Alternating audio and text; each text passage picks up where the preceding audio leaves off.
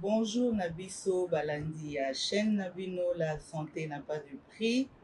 Ngai wabino wana na ye lisusu po na recette kitoko oyo ezali vraiment équilibré kaka ndenge tolobaka.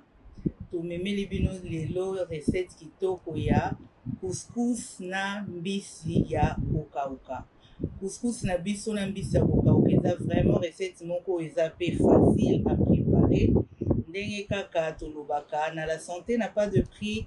Ngai wabino na kozala toujours wana pona kosala effort koluka ba recette moko ya bien oyo ekosepelisa biso nyonso mpe ekoede ba santé na biso pona kozala malamu. Kaka ndenge nalobaka bapapa bamama bana bakoki mpe kolamba yango vraiment na kitoko mpe na bopete nyonso. Tozali wana mpona kosepelisa bino toujours mpona ba oyo eza mbala na bango ya liboso. En tout cas, na souhaité bino bienvenue sur votre chaîne. Ba oyo pe babone na biso ya kala oyo baza ko continuer toujours ko supporter biso, ko supporter chaîne na bino oyo po ete kende liboso. Nazali ko senga na bino lisusu merci pe po continuer toujours encore ko soutenir chaîne na bino massivement. Recette na biso ya lelo ndenge tolobi tina nango na santé ezali vraiment bien makasi mpona bato oyo bazolinga po ba perdre poids. Donc mpona ko perdre poids kokitisa ba kilo ezali vraiment recette moko oyo eza vraiment kitoko. Na kati ya couscous tozali na ba nutriments na biso oyo tobengi protéines na fibre. Na kati ya mbisi ya kokauka tozali na oméga 3 oyo toyebi eda biso vraiment makasi na kokitisa ba cholestérol, kolongola ba cholestérol et puis kobongisa batiment ya cœur na biso. Donc eza oméga 3 eza mafuta moko eza vraiment naturel pe healthy pona santé na biso. Na kati pe ya recette na biso tokotia lisusu ba légumes to bandunda ba légumes lokola ba épinards tokotia pe ba poivron. Pona épinard na biso na kati épinard toyebi ba nutriments toza nango tozali na ba vitamine C, tozali na acide folique na kati, tozali na potassium, toza na ba fibre, toza na ba vitamine C, toza na fer, toza na vitamine K oyo edaka pona coagulation ya makila, tozali na acide folique, toza pe lisu na fer.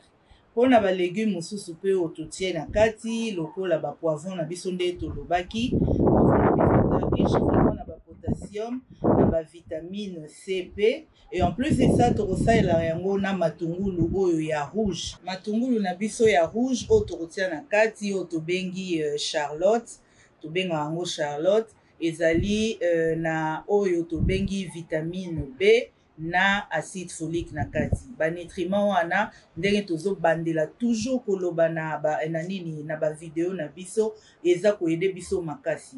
Toko bakisa pe lisusu toko bakisa ba oyo tobengi ba épices na biso. Toza na ba épices lokola ba paprika, toza na ba épices lokola ba curry, toza na mwa ba épices ebele oyo tokobakisa na recette na biso ya lelo. Yango wana ba épices wana ndenge kaka tolobaka ezali vraiment makasi na oyo tobengi ba antioxydants na ba minéraux oyo eza koyede biso nyonso na évolution ya ba santé na biso, eza ko prévenir ba maladies ebele ndenge tobandelaka toujours na ba video na biso. Tozali ko bandela toujours ko énumérer ba biloko wana ba nutriments parce que oyo ezali chaîne oyo tobengi yango la santé n'a pas de prix. Pourquoi? Parce que tozali ko s'occuper vraiment na la santé. Toko banda ko kota toujours na ba détails ya mike kolakisa ba nutriments na biso po mutu na mutu ayeba importance ya biloko wana na kati ya santé na biso. En tout cas, sans plus tarder, bolanda na bokebi nyonso recette na biso ya poko ya lelo. En tout cas, bolanda vraiment oyo bino bokosepela pe bo commenter bo sanate ko s'abonner na chaîne na bino po epesa biso ya solo makasi ya biso ko continuer toujours na kolukaka ba recette ya malamu oyo ekoyede biso vraiment pona santé na biso. Sans plus tarder, tolanda na bokebi nyonso ndenge tokolamba biloko na biso.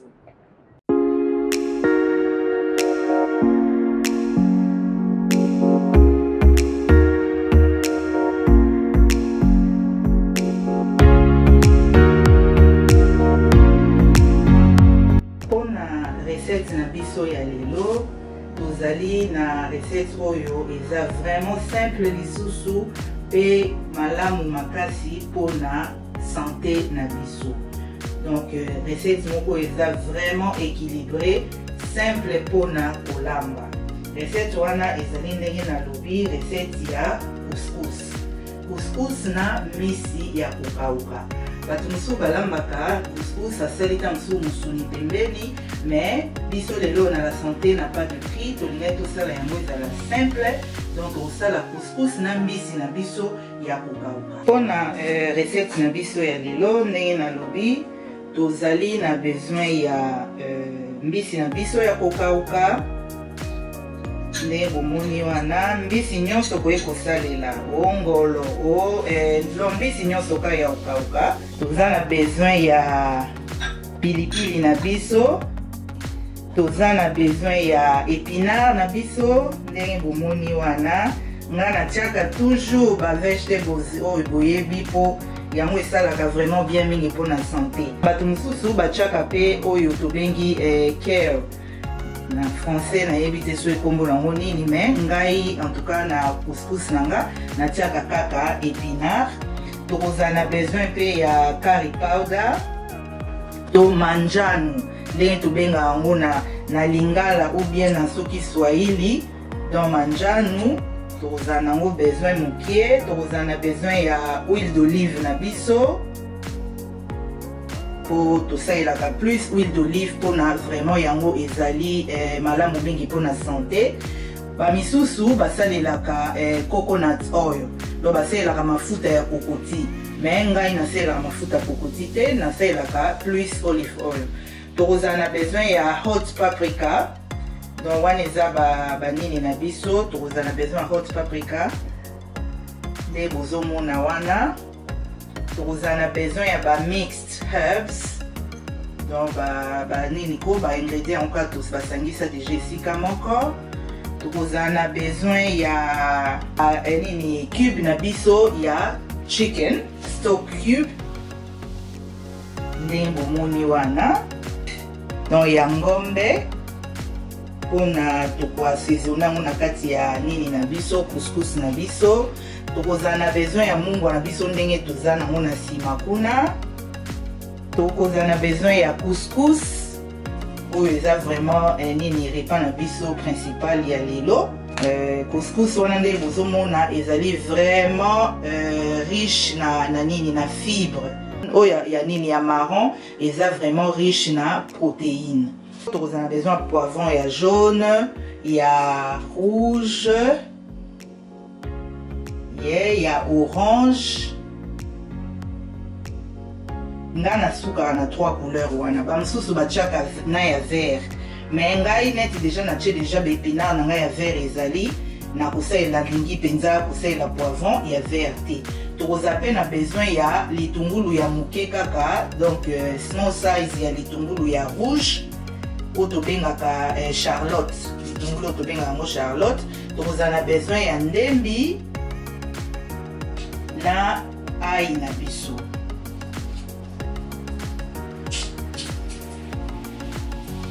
Donc oyo ezali biloko oyo toza nango posa pona recette na biso ya lelo. Yende bomoni wana mai na biso ya moto, totie mai na biso na moto. Soki ezwi moto tozwi nini stock cube moko ya ngombe, donc ya beef tobwaki na kati. Donc oyo eza mai na biso ya couscous. toche all purpose muke kaka pona juste saveur kaka toche pe na kati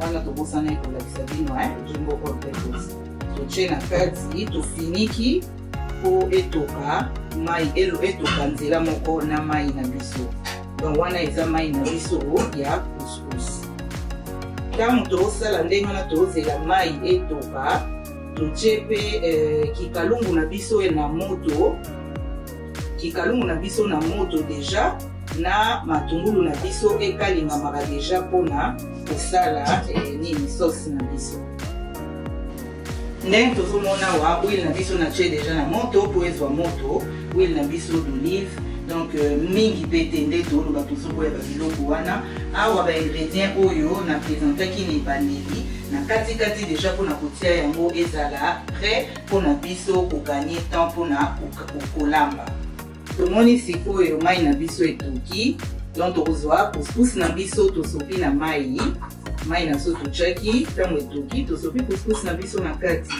couscous il faut toujours kokebaka po soki eleki mai mingi ekomaka neti emelaka mai ekomi na epotopoto oyo eza vraiment bien te tokofinika nzungu na biso mais tokopesa yango ntango mpenza mingi te kozala juste 2 minutes ya pamba po ezwa mwa moto kaka moke apres tolongoli mais tokotika yango na mai wana ya moto po ekota eabsorbe mai na baingrédient oyo totiaki na mai na biso tomoni awa mafuta na biso ezwi moto eloko ya biso totia matungulu na biso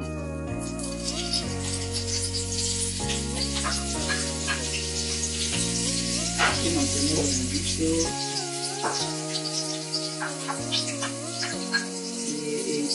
moto totie pe pilipili na biso bantu bakataka menga na kataka mpenza pilipili te mpona moko moto mito akolinga biloko eza mpenza pilipili makati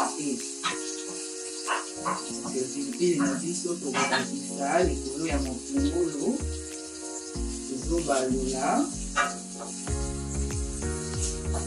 apres toye kotia ai na biso bato mosusu bazelaka o ebela nano mpo bakisi banini me biso ngai nasalaka kaka mpo nyonso po ekobela ebela nango nzela moko wana nde toomona tozela ti matungulu na biso elema tobandi tomoni matungulu na biso c'est bon déjà elembi tobakisi ndembi na biso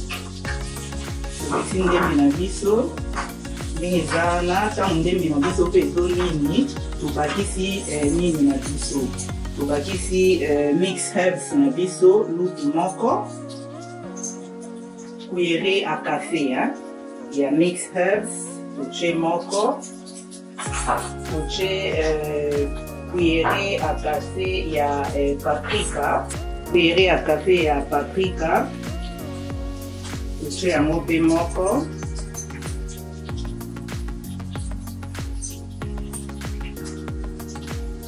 nde bomoni wana tozobakisa ngambo po lutu etondaki te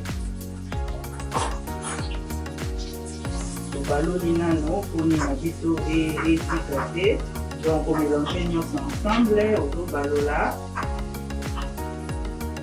toche tokobakisa lisusu cuillère à café ya nini ya curry powder donc manjano toche manjano na biso moko après toye kotia oyo tobengi nini na biso turmeric toche turmeric na biso yango wana tokotia yango mpe kaka cuillère à café wana mpe nini na biso evandeka na mai kuna couscous na biso nde totikaki yango esi eabsorbe mai mpona elemba ekota baingrédient oyo totiaki na mai tokobalola nini na biso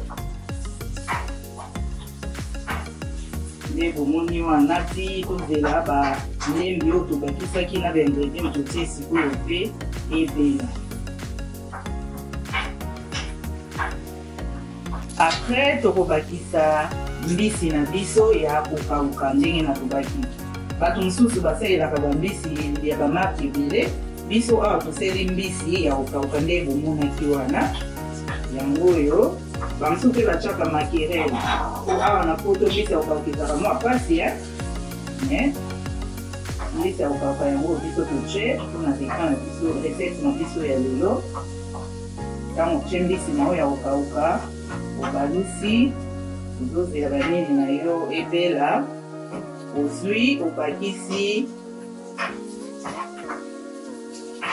obakisi banini na yo ba poivron na yo, otie ba poivron na yo ya couleur ndenge bomoni wana obakisi kuna. Vous continuez toujours kobalusa